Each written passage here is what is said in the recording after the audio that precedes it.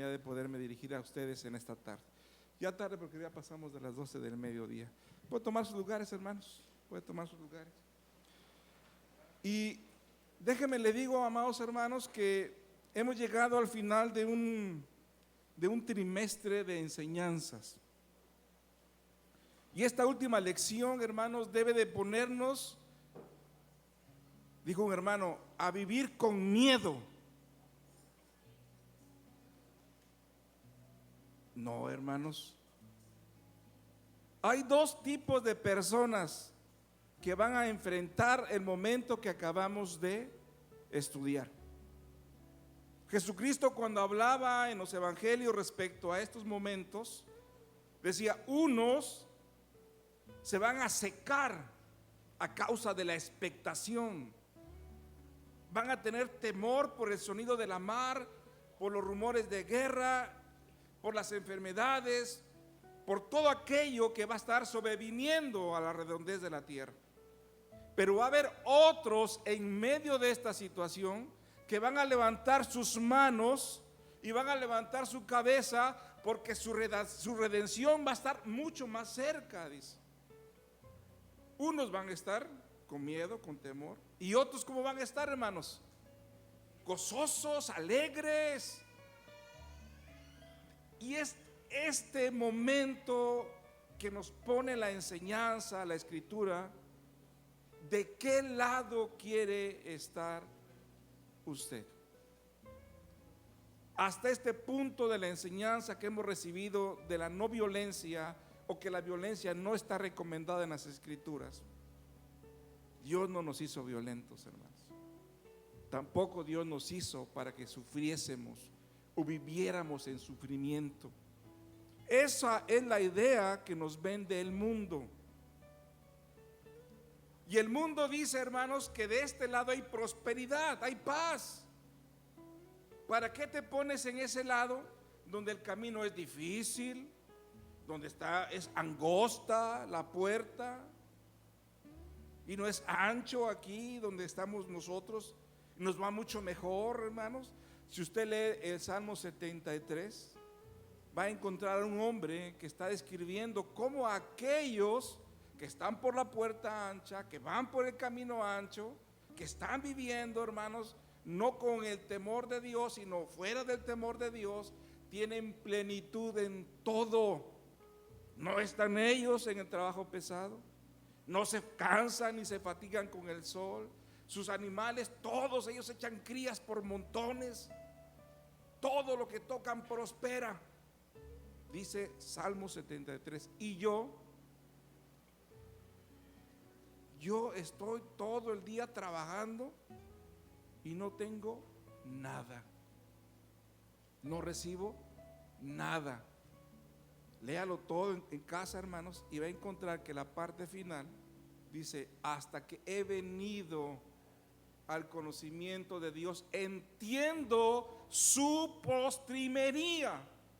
La parte final del pago que les va a corresponder, hermanos, la entiendo cuando soy confrontado con la palabra de Dios, con el pensamiento de Dios, no con mi percepción de las cosas.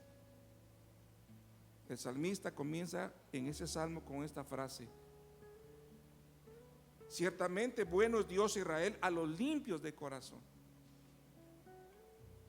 Y luego continúa, dice: mas yo casi se deslizaron mis pies, porque tuve envidia de los insensatos. Usted sabe que el insensato no razona, no coordina, no piensa, hace las cosas por instinto, por pasión, se desborda en lo que desea y va y se entrega a ese deseo. Nosotros no somos así, hermanos. Nosotros consideramos el consejo de nuestro Dios, y no este a mí no me causa temor. Este me da a mí la seguridad de que estoy en el camino correcto, y que a pesar que lo que allá afuera ofrezca como novedad, como abundancia, como prosperidad, buena casa, buen trabajo, buen carro, eso no se compara, hermanos, en nada a lo que Dios tiene preparado para todos sus hijos. Cosas que ojo no ha visto, cosas que oído. Esas son las que tiene preparadas Dios para nosotros. Y yo decido en este momento, hermanos, de qué lado me quiero poner. ¿Quiero vivir con temor del castigo? ¿O quiero abrazarme a la esperanza que Dios me da a través de su palabra? Que hay vida después de la muerte y que hay recompensa, hermanos, para aquellos que se esfuerzan por poner por obra y practicar su palabra en la vida cotidiana. Oiga, pero es que la historia nos dice que los hombres han sufrido y han vivido de una manera. Sí, hermanos, sí, porque es el resultado de nuestra decisión. Deuteronomio 28, que usted lo conoce a la perfección. Usted sabe que cuando ya les habló de las bendiciones Dios, usted sabe que cuando ya les habló de las maldiciones Dios, ¿qué cosa dice el verso 19, hermanos, de capítulo 28 de Deuteronomio?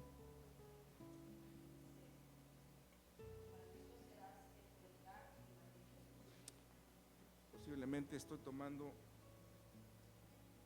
no la cita equivocada, pero sí el texto. Déjeme lo confirmo.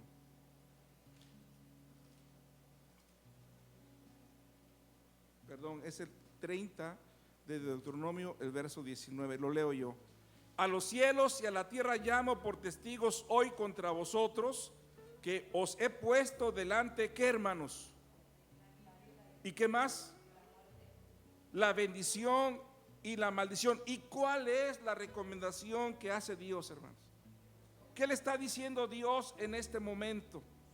¿Quieres vivir la consecuencia de tu decisión? ¿Quieres escoger la muerte? Tu esperanza se acaba en el momento que tomas esa decisión. Jeremías 2:19. Conoce pues cuán amargo es dejar a tu Dios. ¿Por qué? Porque tu maldad te va a castigar y tu apartamiento te va a condenar. Si tú escoges la muerte, es porque no quieres tomar el consejo de Dios en tu vida. Es porque quieres seguir haciendo lo que a tu juicio te parece correcto. Y hay dos momentos en la vida del pueblo muy importantes, muy significativos.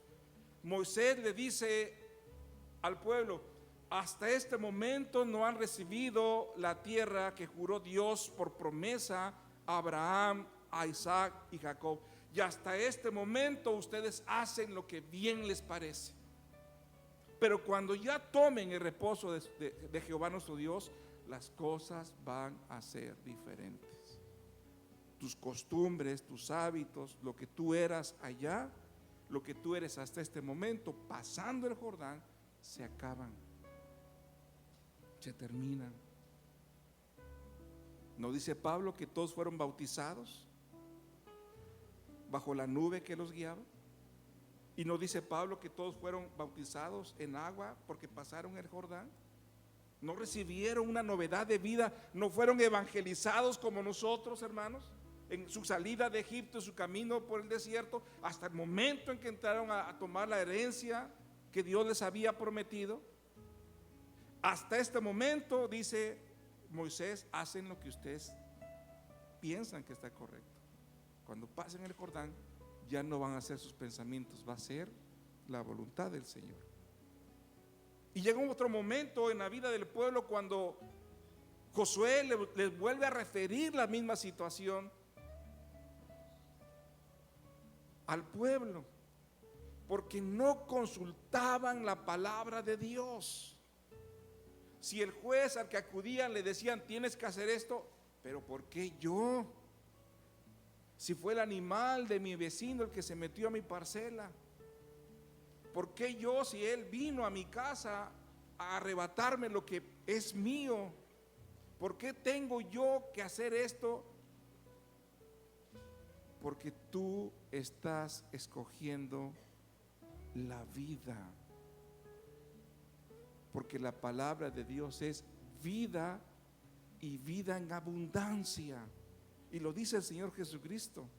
Las palabras que yo hablo son vida y son espíritu. Dios nos educa, nos enseña, nos instruye, nos transforma a través del consejo de nuestro Dios. Y hermanos, en la lógica de Dios, en el pensamiento de Dios, hermanos, no cae el razonamiento humano. No concuerda, hermanos, nuestra percepción de las cosas con la percepción que tiene nuestro Dios. Si Dios quiere en este momento que nosotros elijamos la vida, y nos ha enseñado a través de todo este cuaderno, a través de todo este trimestre, hermanos, nos ha confrontado que no son los demás, sino que soy yo el que debo de cambiar esta actitud. Soy yo el que debo de meditar y debo de tomar mi decisión. Quiero seguir viviendo, hermanos, en medio de la violencia. Quiero yo seguir procurando ser violento con todos ustedes, o tengo que cambiar mi actitud para dejar, hermanos, a un lado esto que me ha mostrado la lección o las lecciones de todo este cuaderno, hermanos. Porque la paga del pecado es muerte. Y hoy se ha confirmado, hermanos, que el impío va a recibir no la muerte que está destinada para todos los hombres, sino la muerte eterna. Porque si hay vida eterna, dijimos en la escuela, también hay que, hermanos, destrucción total o muerte, hermanos, donde ya no queda absolutamente nada. Y este es el punto donde Dios nos ha traído a reflexionar y nos pone, hermanos, a pensar qué decisión va a tomar, hacia dónde usted se va a encaminar.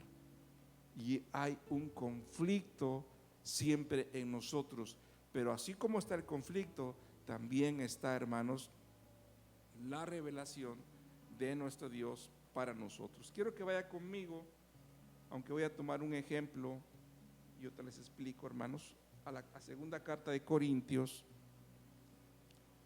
La segunda carta a los Corintios, Pablo escribe, hermanos, dice el Señor en su palabra también a través de Pablo, que las cosas que antes fueron escritas son para nuestra enseñanza y para que a través de ellas tengamos esperanza y tengamos consolación. Y el ejemplo que pone Pablo, del cual me quiero apoyar, hermanos, revela un ingrediente que debemos de considerar en esta toma de decisión y en este momento al cual Dios nos ha traído a través de esta última lección, hermanos, de esta escuela sabática. Capítulo 8 de la segunda carta de Pablo a los Corintios, el verso es del verso 10 en adelante. Repito la cita, segunda carta de Pablo a los Corintios, capítulo 8, verso 10 en adelante. Y mire cómo empieza el Señor de esta manera: y en esto doy mi consejo, porque esto os conviene a vosotros, que comenzasteis antes no solo a hacerlo, mas aún que, hermanos, ¿qué le precede al hecho? El deseo, hermanos, de hacerlo. Querer llevarlo a cabo es lo que le precede a la acción. ¿Y desde cuándo, dice Pablo, le está poniendo el ejemplo? Está tomando el ejemplo de los hermanos de Macedonia y está diciéndole a la iglesia de Corinto: miren, hay necesidades en la iglesia de Dios que está en Jerusalén. Hay necesidades apremiantes que solamente con la ayuda económica podemos resolver. Cuando llegaron las cartas anunciando esto, los de Macedonia inmediatamente se pusieron manos a la obra y de manera anticipada tenían ya la recolección de la ofrenda para los hermanos de Jerusalén. Cuando llegaban los enviados, no esperaban a que dijeran: hermanos, vamos a levantar. No.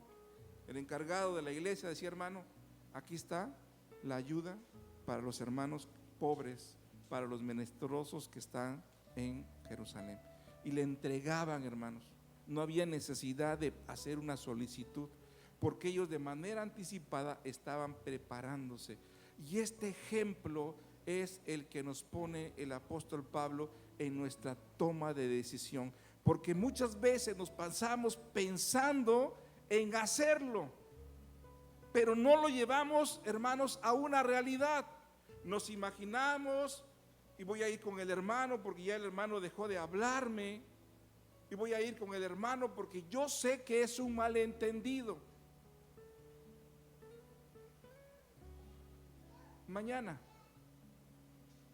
no, este sábado no se puede pero la próxima semana sin falta.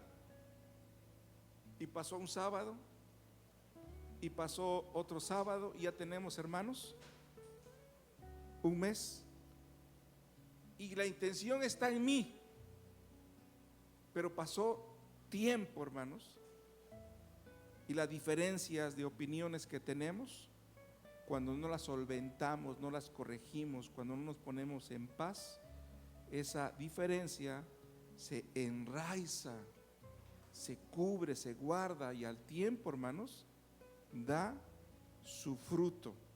¿Cuál es el fruto de la amargura, hermanos? Fue un texto de memoria hace aproximadamente 2 o 3 sábados.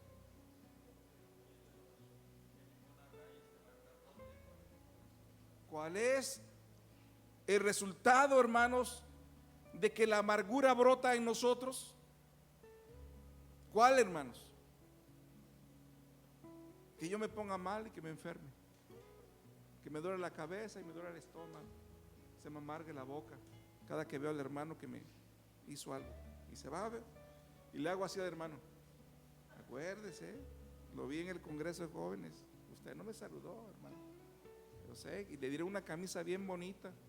Por cierto, hay un muchacho que se bautizó aquí con su playera. Hermoso gesto. Chose. Y me voy guardando eso. ¿Ya sabe cuál es el resultado de la amargura, hermanos? Contaminación. Y muchos fueron contaminados. ¿Y de qué nos contaminamos, hermanos? Dice el apóstol Pablo en la carta a los Gálatas, capítulo 5.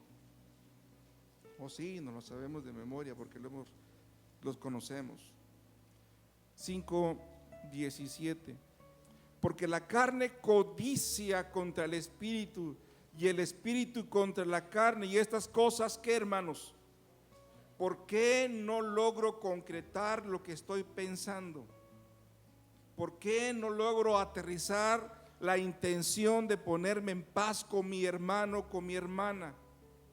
¿Por qué, hermanos? Porque el conflicto que está en mí está, hermanos, codiciando lo que tiene el espíritu. El espíritu es gozo, el espíritu es paz, el espíritu es bondad, templanza, tolerancia. Y eso lo quiere la carne. Y no porque la carne quiera tener paz, sino porque lo quiere destruir.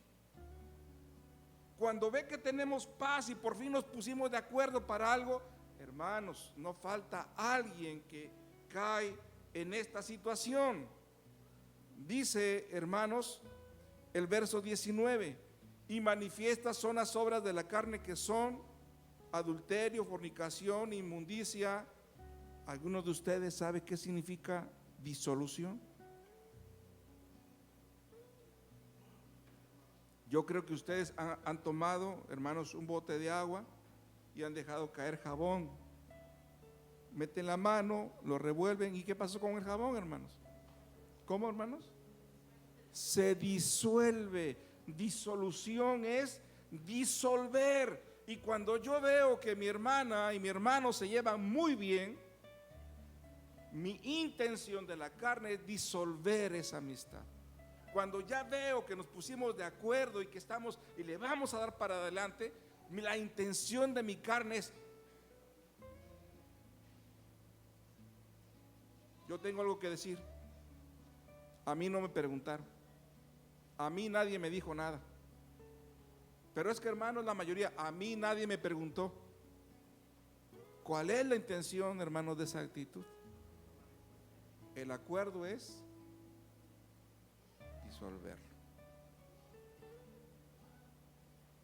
Hay un vínculo que me une a mi esposa. Cuando esos vínculos se terminan, los rompo. ¿Cómo se llama, hermanos? ¿Cómo? Divorcio. Y el divorcio legalmente es la disolución del pacto matrimonial. No estoy hablando de carta de repudio. Estoy hablando del divorcio. Mateo 19 lo dice de manera clara, y Pablo en la segunda carta a los Corintios capítulo 7 también lo dice de manera precisa, hermanos. Y cuando lo mencionamos no es porque lo estemos promoviendo, sino es la advertencia que me está haciendo Dios en este momento, en este tiempo. ¿Quieres ser disoluto? Hazle caso a tu carne, no tomes tu decisión y quédate donde estás. ¿Quieres vivir conforme al Espíritu? Aleja de tu pensamiento y de tu actitud la disolución de los vínculos que tenemos, de los vínculos que hemos podido concretar, solícitos a guardar. ¿Completa el texto, iglesia? ¿Cómo, hermanos? El vínculo de qué, hermanos. Eso es lo que nosotros debemos preferir y no la disolución. Verso 20, idolatría, hechicerías, enemistades. ¿Qué, hermanos? ¿Qué sigue el verso? ¿Qué más, hermanos? ¿Qué más, hermanos? ¿Sabe usted qué es una disensión? Porque pleito yo creo que sí lo conoce. Esa risa me dijo todo. Iras, dijo una hermana en la clase pasada, es que en Efesios 4:26 Pablo nos está dando permiso de enojarnos. No le está dando permiso de nada. Le está diciendo, tenga cuidado de enojarse y de que su enojo vaya con usted a la cama, porque ¿quién le garantiza que se va a despertar? Y se fue en pleito y en ira con su hermano. Y esa obra le va a ser tomada en el día del juicio del Señor. Pablo no nos da permiso de nada. Pablo nos advierte y nos dice, no caigas en esto. ¿Sabe, hermanos, qué es entonces la disensión?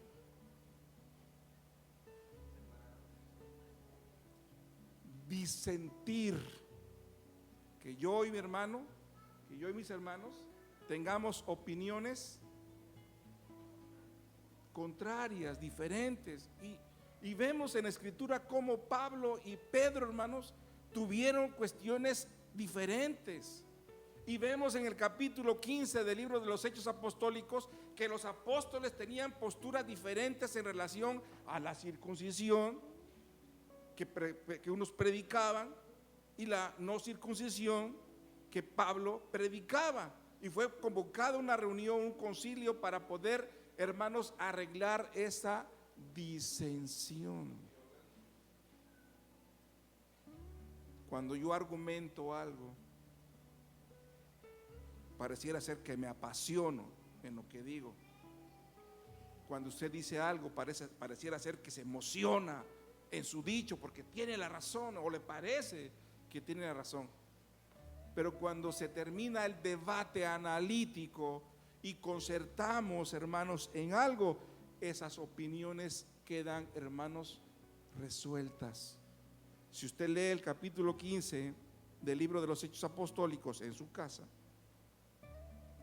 va a encontrar con qué palabras maravillosas comienza la carta que le mandan a las iglesias que habían sido inquietadas acerca de ese pensamiento, hermanos, contrario a la fe.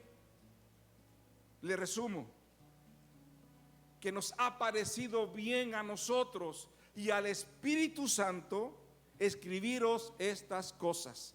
Cuando, hermanos, entramos en el análisis de las situaciones, cuando usted está platicando con su esposa, cuando usted está platicando con sus hijos, cuando los grupos de la iglesia están reunidos con cuestiones diferentes porque se quieren poner de acuerdo en algo, es el Espíritu Santo el que nos lleva a un punto donde estamos en paz con lo que decidimos y la disensión se termina y somos reconvenidos, hermanos, de que si eso que acordamos ya lo llevemos a cabo y lo llevemos a una realidad. Y esto es lo que nos dice el Señor. Idolatrías, verso 20, hechicerías, enemistades, ya dijimos, disensiones. Verso 21, envidias, homicidios, borracheras, banqueteos y cosas semejantes a estas. Y esto es lo que nos denuncia el Señor hoy a través de lo que hemos estudiado durante todo este trimestre. Nos haya quedado claro o no, lo hayamos entendido o no, o nos esté costando trabajo pensar que ese Dios de amor es capaz de castigar, entendámoslo de una muy buena vez, hermanos. Dice el complemento del verso 21, de las cuales os denuncio, como ya os he anunciado, que los que hacen tales cosas, ¿qué, hermanos? ¿Quiere tomar el reino de Dios? ¿Quiere vivir en paz? Quítese del pensamiento el pleito, la ira. Quítese del pensamiento la contienda, la disolución, la disensión, y déle lugar al Espíritu de nuestro Dios. Es que yo soy el jefe de la casa. Cuidado, cuidado, porque hemos entendido que ese pensamiento violenta a mi familia. Es que si no haces lo que yo te digo, dice la mujer, entonces voy a poner la queja. Cuidado, la amenaza es violentar también al cónyuge. Muchachos, jóvenes, Dios quiere que nosotros seamos jóvenes acomedidos. Lo dice la carta de Pablo a los Efesios. ¿Y qué es ser acomedido? Que cuando papá y mamá me digan, saca la basura por favor. Sí, mamá. Ah, no, esto no va. No son. Sí, mamá, sí, papá, lo voy a hacer. Oye, ya cortaste la yarda, ya fuiste por tu hermano. Oye, te encargué que mientras yo no estoy, hicieras esto. Quiero llegar y ver que está terminado. O sí, mamá, papá, está concluida. ¿Ha encontrado el ingrediente secreto que puede cambiar nuestra percepción de las cosas? Porque de eso se trata este tema. De esto se trata, hermanos, esta predicación. Si no les dije el nombre del tema, es porque quiero que ustedes lo descubran. Vamos a regresarnos, hermanos. ¿Cómo es posible dejar de pensar en echar pleito todo el tiempo? Segunda de la carta a los Corintios, capítulo 8, que estábamos hace un momento, y vamos a encontrar que ese consejo que le estaba dando Pablo a los Corintios, basado en el ejemplo de la iglesia de Macedonia, nos los vuelve a poner a nosotros y nos dice, mira, la fórmula de cómo ellos fueron exitosos en lo que pensaron desde un año antes y cómo lo llevaron a cabo, radica en lo siguiente. Si usted quiere cambiar, ha pensado en cambiar y no lo ha conseguido porque está este conflicto en usted, mire cómo el Señor nos aconseja y dice el verso 11, ahora pues, llevad también a cabo el hecho, para que como estuvisteis prontos a querer, así también lo estéis, ¿en qué, hermanos? En cumplir a lo que tenéis. Si estuve pronto porque fui motivado por el Espíritu Santo a través de la predicación de la palabra de Dios a pensar algo bueno, a pensar algo positivo, y lo quiero hacer, dice el verso 12, y descubra por favor qué ingrediente es el que Dios nos está pidiendo. Porque si primero hay la... ¿Cómo, hermanos? ¿Qué nos está pidiendo Dios, hermanos? ¿Qué nos pide Dios de manera constante a través de su palabra? Que nuestra voluntad sea pronta, que no lo estemos nada más pensando, sino que lo llevemos a cabo, y que en esa acción de llevar a cabo las cosas, fíjese cómo contesta el Señor a esa actitud de cambio. Dice el complemento del verso 12, o lo leo desde el principio: porque si primero hay la voluntad pronta, será acepta por lo que tiene, no por lo que no tiene. Desde el momento que usted toma la decisión de ponerse en paz con el vecino que la avienta siempre con la sopladora todas las hojas, si usted está pensando, ¿y por qué no la recoge?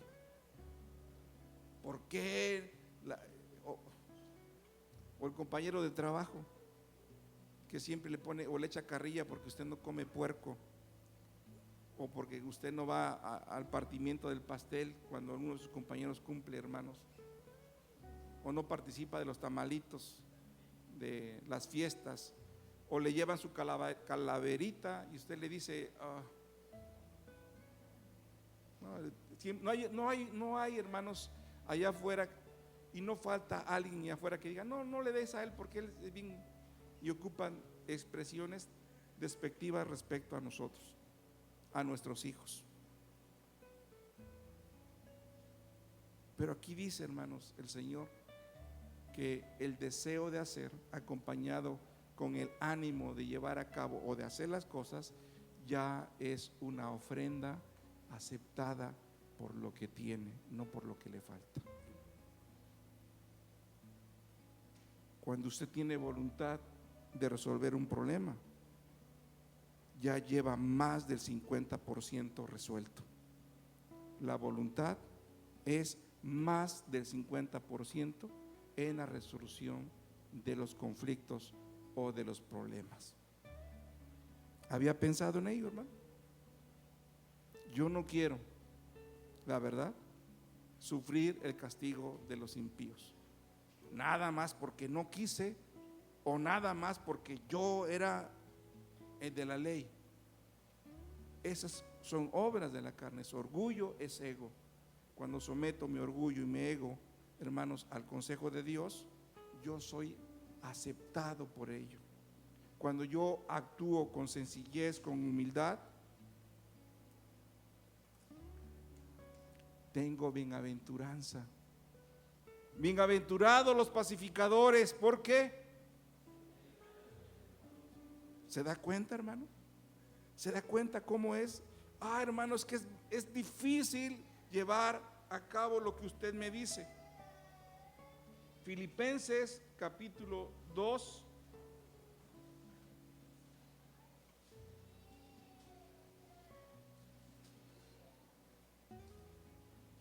El verso es el 13.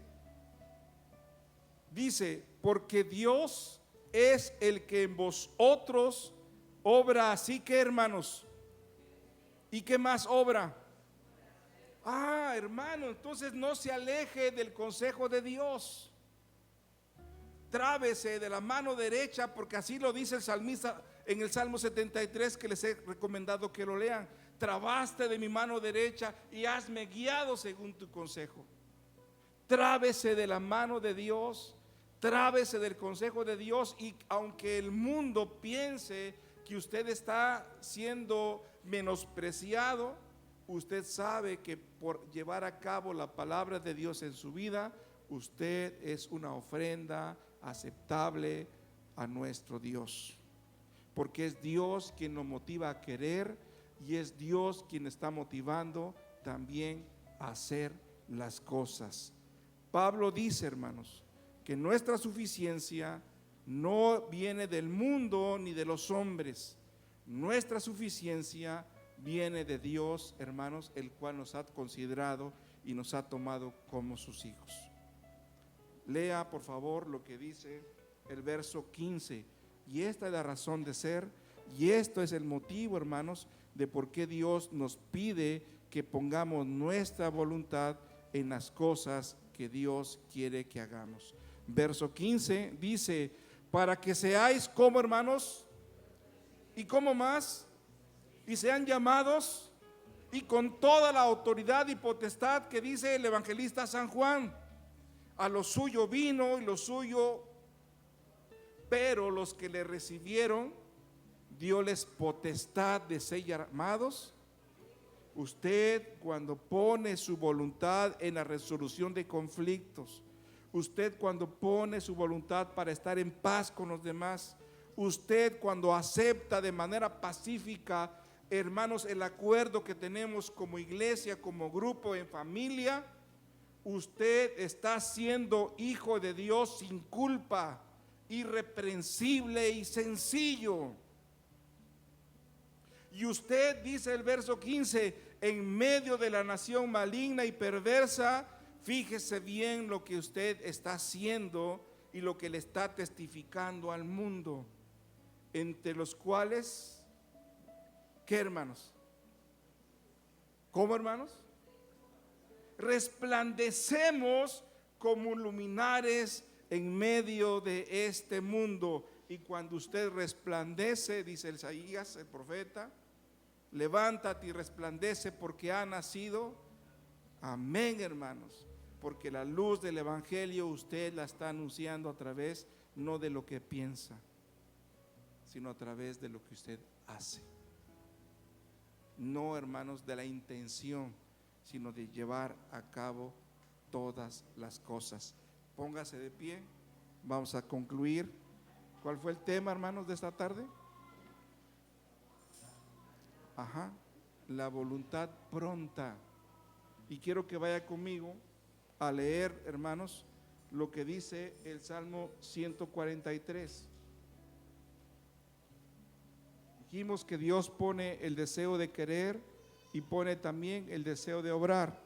Dijimos que el consejo de Dios a través de su palabra es vida y es espíritu. El salmista David en el Salmo 143 nos dice de la siguiente manera: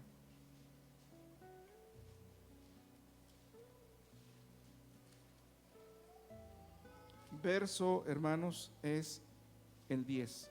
Si lo tiene, por favor, léalo conmigo. Enséñame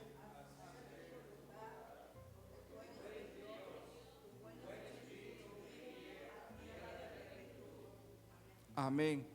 Cuando nosotros somos guiados a través del Espíritu y nuestra voluntad pronta en hacer las cosas de Dios, en esta tierra, hermanos, tenemos vida, tenemos paz.